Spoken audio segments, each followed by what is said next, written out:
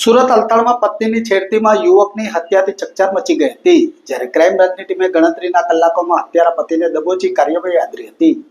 સુરત અલતાણમાં હત્યાનો મામલો સામે આવ્યો હતો, જ્યારે હત્યારાની પોલીસે ધરપકડ કરી વધુ તપાસ શરૂ કરી હતી। ગત 7 જૂનના રોજ મોડી રાત્રે આ હત્યાની ઘટના બની હતી। આ ઘટનામાં રાહુલ રાજપૂત નામનો યુવક ઇજાગ્રસ્ત હાલતમાં મળી આવ્યો હતો, જેથી 108ને સ્થળ પર બોલાવવામાં આવી હતી। જે 108ની ટીમે તપાસ કરી રાહુલ રાજપૂતને મૃત જાહેર કર્યો હતો, જેથી અલતાણ પોલીસે મૃતદેહને પીએમ અર્થે નવી સિવિલ ખસેડ્યો હતો। પોલીસ તપાસમાં રાજીવ નામના ઈસમે હત્યા કરી હોવાનો ખુલાસો પણ થયો હતો।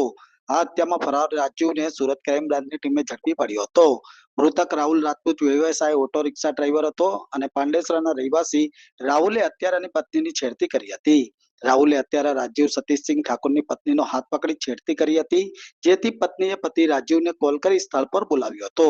જ્યાં સ્થળ પર પહોંચેલા પતિ રાજીવે મૃતક રાહુલને સમજાવવાનો પ્રયાસ કર્યો હતો, તેમ છતાં રાહુલ નહીં સમજતા સિમેન્ટના પતરાથી રાજીવે માથાના ભાગે હુમલો કરી દેતા રાહુલનું મોત નીપજ્યું હતું। આરોપી રાજીવની પત્ની મૃતક રાહુલની ઓટો રિક્ષામાં કામેથી ઘરે આવતી હતી, જેથી મૃતક રાહુલ રાજપૂત અવારનવાર પરેશાન કરતો હતો। હાલ અલથાણ પોલીસે ઓટો રિક્ષા ચાલકની હત્યા કેસમાં રાજીવ ઠાકરની ધરપકડ કરી વધુ તપાસ હાથ ધરી હતી। ગઈ તારીખ 7/6/2026ના રોજ અલથાણ પોલીસ સ્ટેશનમાં એક મેસેજ મળેલા કે મંગલમ હાઇટ્સની બાજુમાં કોઈ એક ઇસમ મારેલી હાલતમાં પડ્યો છે, જેથી પોલીસે સત્વરે જે તપાસ તજવીજ કરતા એક વ્યક્તિ ઊંધા માથે પડેલો હતો, જેને માથાના ભાગે ખૂબ ઘનિષ્ઠ ઇજાઓ થઈ હતી, જેની ઓળખ રાહુલ તરીકે થઈ હતી, જે પાંડેસરા પોલીસ વિસ્તારમાં રહેવાવાળો હતો।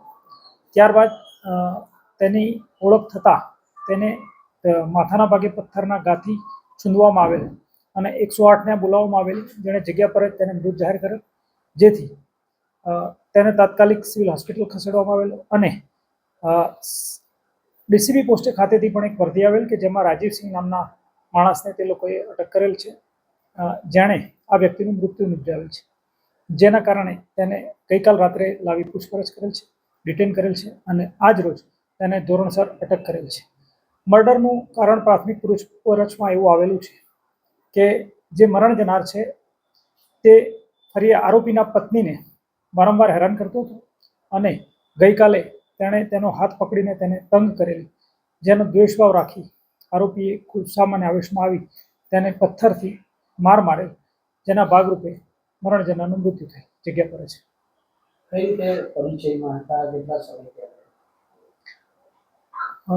જે મરણ જનાર છે તે રિક્ષા ચાલક તરીકે કામગીરી કરતો હતો, જેના ભાગરૂપે બેન કામવાળા તરીકે કામ કરતા, જેથી ટ્રાન્સપોર્ટેશનના ભાગરૂપે એકબીજાના પરિચયમાં આવેલા એવું પ્રાથમિક રીતે જાણવા મળે છે।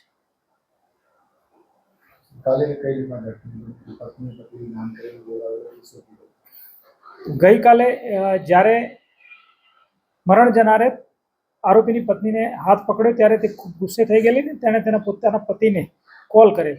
પતિએ જગ્યા પર આવી પહેલાં સમજાવવાનો પ્રયત્ન કરેલ, પરંતુ નહીં સમજતા તેણે પોતાનાથી પાસેની આજુબાજુ જે પથ્થર મળ્યો એ પથ્થર વડે હુમલો કરેલ।